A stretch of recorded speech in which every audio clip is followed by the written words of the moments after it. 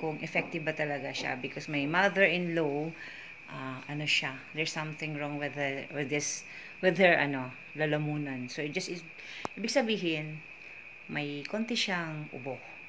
So we need to try find out and how to make calamansi, 5 pieces of calamansi and 2 snow bears.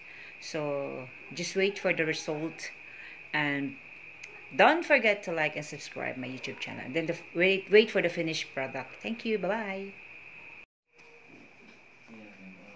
So guys, ito na yung weight natin. Ito na yung ginawa ko. Ayan. So after that, nilagyan ko lang siya ng 1/4 na tubig na malamig kasi nilusaw ko muna yung dalawang snow bear. And then, drop ko na yung 5 pieces of calamansi juice. Yung mga piniga-piga siya like this.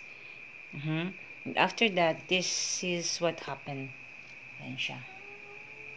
Ito siya guys. And then after that guys, lalagyan ko rin siya ng mainit na tubig para naman malamig siya at saka mainit. Masarap siya sa lalamunan. Masarap sa pakiramdam. So we need to try and lagyan ng mainit na tubig. Yung si malamig naman, konting small amount lang ng water for the dissolve of snow bears.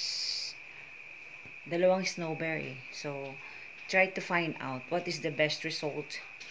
Okay, bye! So guys, ito na yung finished product na. Nilagyan ko na siya ng mainit na tubig. So, maligam-gam na siya. Masarap siya inumin sa lalamunan. Okay, ito na siya guys. Thank you for watching. Don't forget to like, comment, subscribe my YouTube channel. We need to find out how to make 5 pieces calamansi and 2 snow bears for the best result, para maramdaman natin yung lamig sa lalamunan at saka yung kate medyo matanggal na. Just watch it. Thank you so much. Bye-bye. See you.